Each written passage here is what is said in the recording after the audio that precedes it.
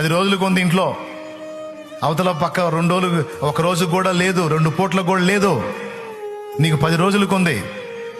పిలిచి మా దా ఇదిగో ఇది తీసుకొని పో, కొంచెం తినండి పిల్లలు, నువ్వు పస్తున్నారు, తినండి. బుద్ధి, దయగలిగిన బుద్ధి, అది అందులో కొంత నువ్వు ఇచ్చావనుకో, అది పూర్తిగా నీకు అయిపోకముందు ఇంకొకటి వచ్చి ఉంటుంది. ఇక్కడ చేస్తాడు దేవుడు, చేస్తాడు దేవుడు. నీతిమంతుని సంతానాన్ని భిక్షమెత్తనీడే, దరిద్రతని దరిచేరనీడే. నువ్వు పట్టణంలో దీవించబడతావు, పొలంలో దీవించబడతావు అన్నాడే. సాయం చేసే చేతులు, ఆశీర్వదించబడిన చేతులు.